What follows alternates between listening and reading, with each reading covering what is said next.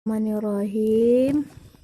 Pertama-tama dan yang paling utama, marilah kita mengucapkan puji serta syukur kita kehadirat Allah Subhanahu wa Ta'ala, yang mana Ia telah memberikan kita kesehatan jasmani maupun rohani.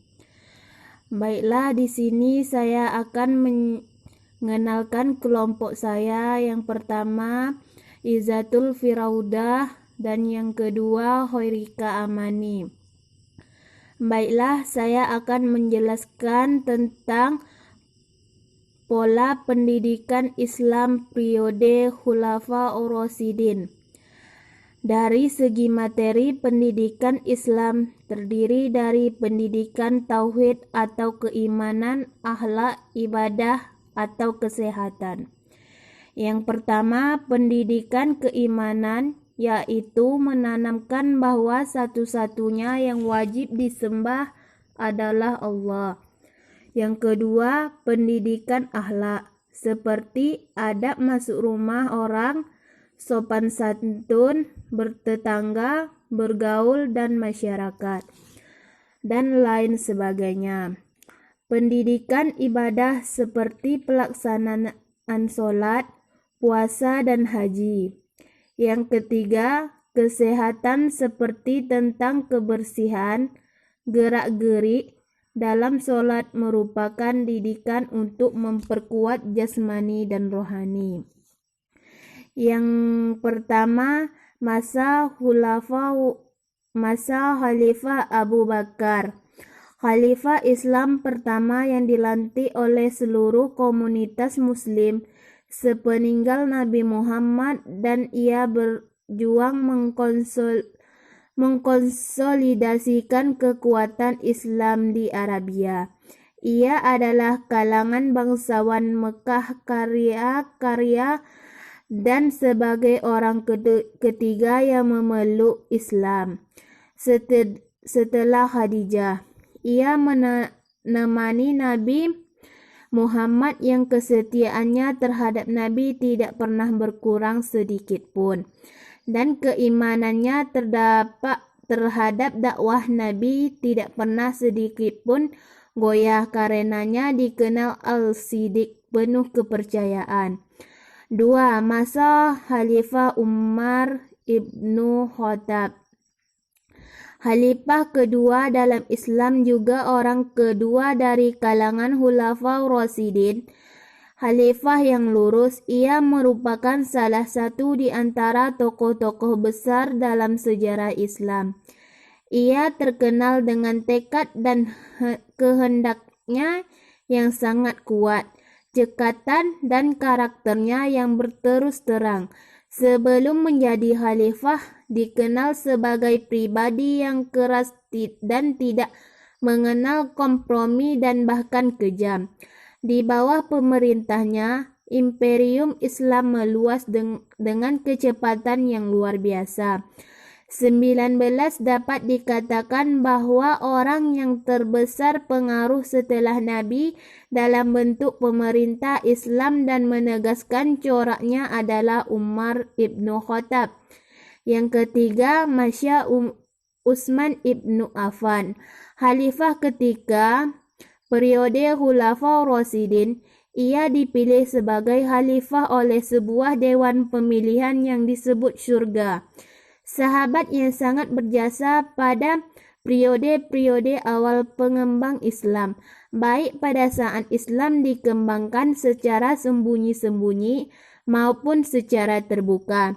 Ia dijuluki Su'al Nurain, memiliki dua cahaya, karena ia menikahi dua putri Nabi Muhammad SAW bernama Ruqayyah dan Ummu Kalsum. 4. Masa Khalifah Ali ibnu Abi Thalib. Khalifah keempat Khulafaur Rasyidin, juga sepupu dan sekaligus menantu Nabi Muhammad SAW, adalah Ali ibnu Abi Thalib, keturunan Bani Hashim. Ia lahir di Mekah tahun 603 Masehi dari kalangan remaja. Ia adalah yang pertama masuk Islam. Nabi mengasuh Ali sejak usia 6 tahun dan pernah menyebutnya saudaraku dan ahli warisku. Ali banyak mengetahui tentang kehidupan Nabi, termasuk ilmu agama. Ali pernah menyelamatkan nyawa Nabi ketika diminta tidur di tempat tidur Nabi untuk mengecoh kaum Quraisy. Ia selalu mendampingi Nabi SAW hingga wafatnya dan mengurus ke pemakamannya. Lembaga-lembaga pendidikan Islam. Lembaga-lembaga pendidikan Islam yang ada sebelum kebangkitan madrasah pada masa klasik adalah Sufah pada masa Rasulullah, suatu tempat untuk aktivitas pendidik yang menyediakan pemondokan bagi yang miskin.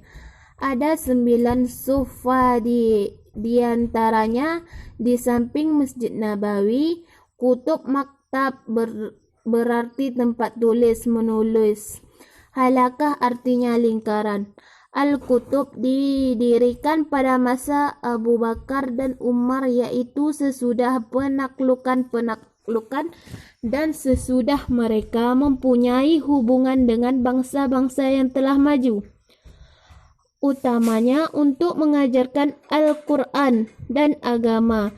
Kudabaks pendidikan di Al-Kuta berkembang tanpa Masjidin Jami'. Masjid dimulai berfungsi sebagai sekolah sejak Qaz. Untuk masjid di kota-kota umpamanya Kufah, Basrah dan Yasrib, guna membaca Al-Quran dan hadis sunnah Nabi. Masjid, lembaga-lembaga ilmu pengetahuan tertua dalam Islam. Masjid terkenal sebagai belajar adalah Jami' Umar bin Ash, pelajaran agama dan budi pekerti. Imam Syafi'i datang ke masjid ini untuk mengajar. Sudah 8 halakat lingkaran yang penuh dengan para pelajar. Jami' Ahmad bin Tahulun didirikan 256 Hijriah, pelajaran fikih, hadis Al-Quran dan ilmu kedokteran. Masjid Al-Sara penuh dengan para pelajar. Jami' Ahmad bin Tahulun didirikan 256 Hijriah, pelajaran fikih, hadis Al-Quran dan ilmu kedokteran. Masjid Al-Sarada di Universitas Al-Azhar. Demikian pola pendidik Islam periode Khulafaur Rasyidin. Kalau kita kaji prinsip-prinsip pendidikan Islam, tujuan ayat pertama dari surah Al-A'la yang turun di Gua Hira kepada Rasulullah SAW adalah merupakan pertanda bangkitnya suatu peradaban baru di atas permukaan bumi ini.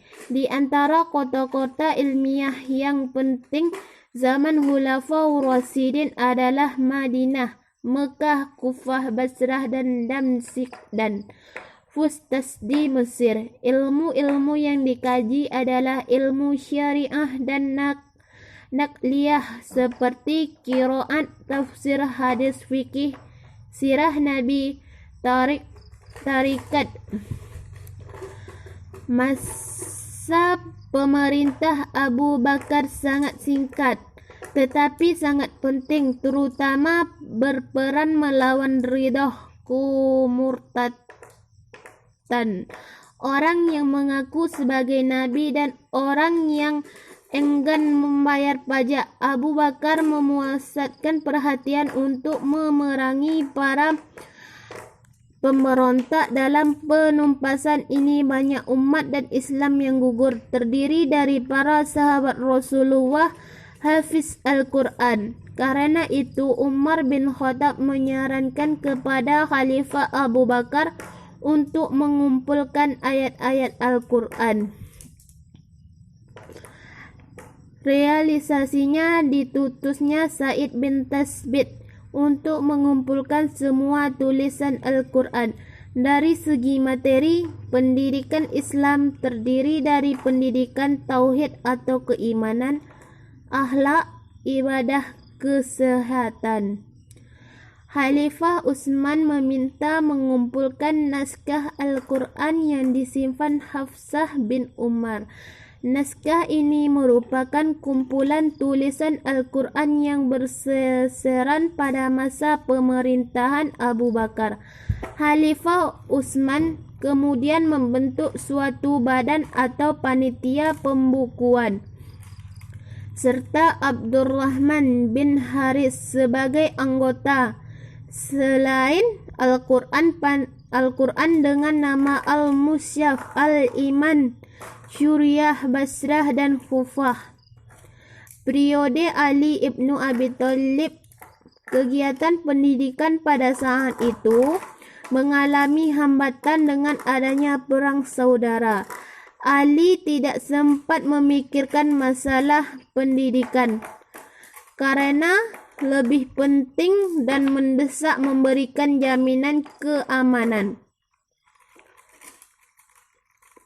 ketertiban, dan ketentraman dalam segala kegiatan kehidupan, yaitu mempersatukan kembali kesatuan umat. Tetapi Ali tidak berhasil.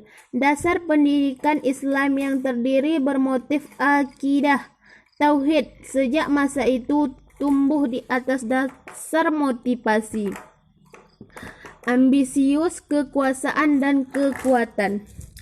Khulafaur Rasyidin lebih banyak bekerja berdasarkan suri tauladan yang dibentangkan oleh Rasul.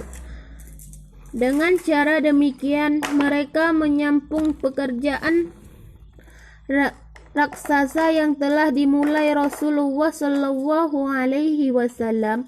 Khulafaur Rasyidin dengan cara musyawarah, tetapi sesudah periode Khulafaur Rasyidin merupakan pekerjaan yang diwarisi oleh anggota keluarganya, bahkan saling berebut kekuasaan dan hidup dengan kemewahan. Baiklah, sampai disitulah yang dapat saya jelaskan. Apabila terjadi kesalahan dan ucapan saya yang kurang berkenan di hati, saya mohon maaf.